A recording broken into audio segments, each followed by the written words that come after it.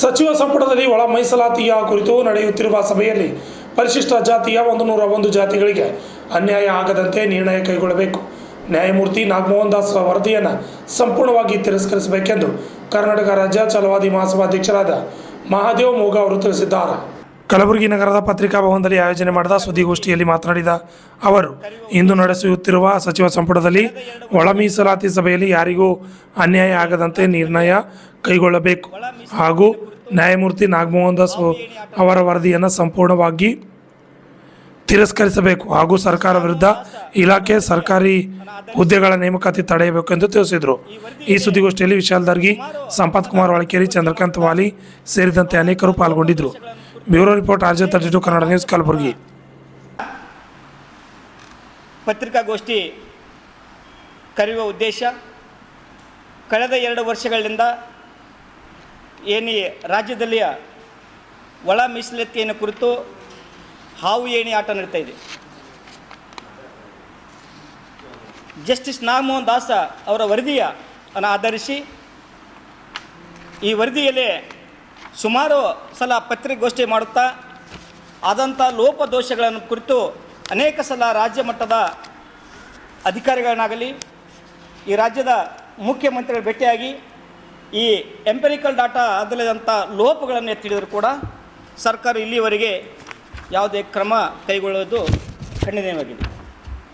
ಈಗಾಗಲೇ ಸುಮಾರು ಸಲ ಮಾನ್ಯ ಮುಖ್ಯಮಂತ್ರಿಯವರು ನಾನು ಯಾವುದೇ ಸಮುದಾಯಕ್ಕೆ ಅನ್ಯಾಯ ಆಗದ ರೀತಿಯಲ್ಲಿ ನೋಡ್ಕೊಳ್ತೀನಿ, ಈ ಮೀಸಲಾತಿಯಲ್ಲಿ ಯಾವುದೇ ಸಮುದಾಯಕ್ಕೆ ಅನ್ಯಾಯ ಆಗೋದಿಲ್ಲ ಅಂತ ಮಾತು ಕೊಟ್ಟಿದ್ದರು. ಆ ಮಾತು ಕೂಡ ತಪ್ಪಿ ಸುಮಾರು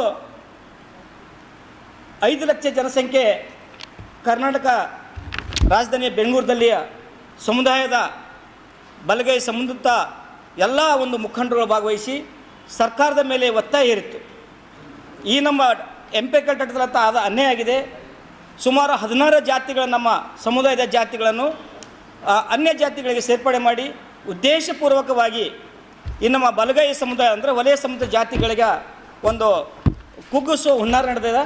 ದಯವಿಟ್ಟು ಅದನ್ನು ನೀವು ಪರಿಗಣಿಸಿ ನಮಗೆ ನ್ಯಾಯಯುತವಾದ ಬೇಡಿಕೆ ನೀಡಿಸಬೇಕೆಂದು ಕೇಳಿದಾಗ ಮುಖ್ಯಮಂತ್ರಿಯವರು ಕ್ಯಾಬಿನೆಟ್ ಮೀಟಿಂಗ್ನಲ್ಲಿ ಕರೆದು ನಾವು ಯಾವುದೇ ರೀತಿಯಿಂದ ಅನ್ಯಾಯ ಆಗದ ರೀತಿಯಲ್ಲಿ ನಾವು ನಿಮಗೆ ನ್ಯಾಯ ದೊರಕಿಸಿಕೊಡುತ್ತಂತ ಹೇಳಿದರು.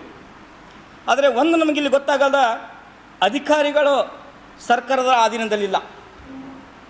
ಯಾಕಂದರೆ ಪದೇ ಪದೇ ಈ ಒಳ ಮೀಸಲಾತಿಯ ಒಂದು ಕ್ಲಾರಿಟಿನೇ ಆಗಿಲ್ಲ, ಇನ್ನೂ ಒಂದು ಹಂತಕ್ಕೆ ಕೂಡ ಬಂದಿಲ್ಲ. ಉದಾಹರಣೆಗಾಗಿ ಮೊನ್ನೆ ನೋಡಿದ ನಾವು ಇವತ್ತು ದಿನ ಈಶಾನ್ಯ ವಾಯು ಕರ್ನಾಟಕದಲ್ಲಿ B ಕ್ಲಾಸ್ ಹುದ್ದೆಗಳು ಸುಮಾರು 33 ಹುದ್ದೆಗಳು ಕರೆದಿವೆ. ಆ 33 ಹುದ್ದೆಗಳಲ್ಲಿ 9 ಪರಿಶಿಷ್ಟ ಜಾತಿಗೆ ಮೀಸಲಾಗಿದ್ದೆವು. ಆ ಒಳ ಮೀಸಲಾತಿಯನ್ನು ಸಂಪೂರ್ಣ ಕ್ಲಿಯರ್ ಆಗುವವರೆಗೆ ಆ ಹುದ್ದೆಗಳನ್ನು ತುಂಬೋದಿಲ್ಲ ಅಂತ ಸರ್ಕಾರ ಆಗಲಿ ಸಚಿವರಾಗಲಿ ಪ್ರಾಮಿಸ್ ಮಾಡಿದರು. ಆದರೆ ದಿಢೀರ್ನೇ ಮೊನ್ನೆ 21ನೇ ತಾರೀಕಿಗೆ ಈ ಸರ್ಕಾರಕ್ಕೆ ಯಾವುದೇ ಮಣ್ಣೆರಚಿ ಈ ಹುದ್ದೆಗೆ ಒಂದು ಆಹ್ವಾನ ಕೊಟ್ಟು ಒಂದು ಲಿಸ್ಟ್ ಹಾಕಿದ್ದಾರೆ. ಆ 9 ಹುದ್ದೆಗಳು ಕೂಡ ಒಂದೇ ಸಮುದಾಯಕ್ಕೆ ಪ್ರವರ್ಗ ಏಕೆ ಹೋಗ್ಬಿಟ್ಟವು. ಆದರೆ ಇನ್ನೂ ಕೂಡ ಕ್ಯಾಬಿನೆಟ್ ಆಗಿಲ್ಲ. ಕಳೆದ ಮೊನ್ನೆ ಹೋದ ವಾರ ಕೂಡ ಒಂದು ಕ್ಯಾಬಿನೆಟ್ ಇತ್ತು, ಅದರಲ್ಲಿ ಡಿಸಿಷನ್ ಆಗಿಲ್ಲ. 16 ತಾರೀಕಿಗಿತ್ತು, ಅದರಲ್ಲಿ ಡಿಸಿಷನ್ ಆಗಲಿಲ್ಲ. ಮತ್ತು 21ನೇ ತಾರೀಕಿಗೆ ಮಾರುಕಟ್ಟೆ ಇಲಾಖೆಯಲ್ಲಿ ವ್ಯಾಪಾರ ಮತ್ತು ಸಗಟು ಮಾರುಕಟ್ಟೆ ಇಲಾಖೆಯಲ್ಲಿ ಸುಮಾರು ಹುದ್ದೆಗಳನ್ನು ಕಾಲ್ ಮಾಡಿದ್ರು. ಅವು ಕೂಡ ಇವತ್ತು ಇಂಟರ್ವ್ಯೂ ಕಳಿಸಿದ್ದಾರೆ. ಅಷ್ಟೇ ಅಲ್ಲದೆ ಈ ಕ್ಲಾಸ್ 1 A ಪೋಸ್ಟ್ನಲ್ಲಿ ಲೇಬರ್ ಆಫೀಸರ್, ಅಡ್ಮಿನಿಸ್ಟ್ರೇಟಿವ್ ಆಫೀಸರ್ಸ್ ಸುಮಾರು ಪೋಸ್ಟ್ಗಳು ಕರೆದರು. ಆ ಪೋಸ್ಟ್ಗಳು ಕೂಡ ಒಳ ಮೀಸಲಾತಿಯನ್ನು ಕ್ಲಿಯರ್ ಆಗುವವರೆಗೆ ಯಾವುದೇ ರೀತಿಯಿಂದ ಪ್ರೊಸೆಸ್ ಮಾಡಿಬಿಡೋದಂತ ಸರ್ಕಾರ ಕೂಡ ಹೇಳ್ತು, ಆಶ್ವಾಸನೆ ಕೊಡ್ತು.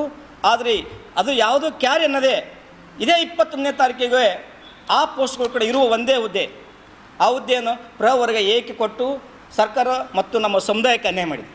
ಸೊ ಅದಕ್ಕಾಗಿ ಇವತ್ತಿನ ದಿನ ನಾವು ಈ ಪತ್ರಿಕಾಗೋಷ್ಠಿ ಯಾಕಂದರೆ ಉದ್ದೇಶ, ಇವತ್ತು ದಿನ ಮುಖ್ಯಮಂತ್ರಿಯವರು ಇವತ್ತು ದಿನ ನಡೆಯುವಂಥ ಸಚಿವ ಸಂಪುಟ ಸಭೆಯಲ್ಲಿ ಯಾವುದೇ ಸಮುದಾಯಕ್ಕೆ ಅನ್ಯಾಯ ಆಗದ ರೀತಿಯಲ್ಲಿ ನಾವು ಕ್ರಮ ತೆಗೆದುಕೊಳ್ತಾ ಇದ್ದಾರೆ.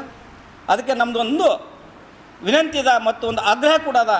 ಇವತ್ತಿನ ಸಚಿವ ಸಂಪುಟದಲ್ಲಿ ಏನಾದರೂ ಕೂಡ ನಮ್ಮ ಸಮುದಾಯಕ್ಕೆ ಅನ್ಯಾಯ ಆದರೆ ಅಥವಾ ನಮ್ಮ ಸಮುದಾಯ ಜನರಿಗೆ ಮೋಸ ಆದರೆ ಇಡೀ ರಾಜ್ಯದಂಥ ಸಮುದಾಯ ಮತ್ತೊಮ್ಮೆ ಹೋರಾಟ ಮಾಡೋದ ಪರಿಸ್ಥಿತಿ ಕೂಡ ಬರ್ತದೆ. ಅಷ್ಟೇ ಅಲ್ಲ, ಈ ನಮ್ಮ ಸಮುದಾಯದಂಥ ಕ್ಯಾಬಿನೆಟ್ ಮಿನಿಸ್ಟ್ರುಗಳು ಕೂಡ, ಯಾಕೆ ಪ್ರಬಲವಾಗಿ 3 ಮಂದಿ ಮಿನಿಸ್ಟರ್ ಇದ್ದರು ಕ್ಯಾಬಿನೆಟ್ದಲ್ಲಿ. ಈ 3 ಮಂದಿ ಮಿನಿಸ್ಟರ್ ಇದ್ರೂ ಕೂಡ ಯಾವ ರೀತಿ ನಡೀತಾ ಇದೆ ಗೊತ್ತಿಲ್ಲ. ಯಾಕಂದರೆ ಸರ್ಕಾರ ಸಚಿವರಾಗಲಿ ಮುಖ್ಯಮಂತ್ರಿ ಹೇಳ್ತಾರೆ ನಮಗೆ ಯಾವುದೇ ಅನ್ಯಾಯ ಕೊಡಲ್ಲ, ಇನ್ನೂ ಕ್ಲಿಯರ್ನೇ ಆಗಿಲ್ಲ ಒಳ ಮೀಸಲಾತಿ ಹೇಳ್ತಾರೆ. ಆದರೆ ಹಂಗೆ ಪ್ರೋಸೆಸ್ಗಳು ನಡೀತಾ ಇರ್ತಾವೆ. ಸೊ ಅದಕ್ಕಾಗಿ ಈ ನಮ್ಮ ಸಮುದಾಯದೇನಿದ್ದಾರಲ್ಲ ಪ್ರತಿಷ್ಠಾ ಸಚಿವರು ಕೂಡ ಇನ್ನು ಮುಂದೆ ಇವತ್ತಿನ ಕ್ಯಾಬಿನೆಟ್ನಲ್ಲಿ ನಮ್ಮ ಸಮುದಾಯಕ್ಕೆ ಅನ್ಯಾಯ ಆದ್ರೆ ನೀವು ಅಲ್ಲಿ ಕೂತು ಉಪಯೋಗ ಇಲ್ಲ. ಕೂಡಲೇ ರಾಜೀನಾಮೆಯನ್ನು ಬಿಸಾಕಿ ಸಮುದಾಯ ಜೊತೆಗೆ ಕೈ ಜೋಡಿಸ್ಬೇಕು. ಯಾಕಂದರೆ ನಿಮಗೆ ನಿಮ್ಮ ಆದ್ಯತೆಗೆ ನೋಡಿ ನಿಮ್ಗೆ ಕೊಟ್ಟಿಲ್ಲ. ನಿಮ್ಮ ಸಮುದಾಯದ ಹೆಸರಿನ ಮೇಲೆ ನಿಮ್ಗೆ ಸಚಿವರು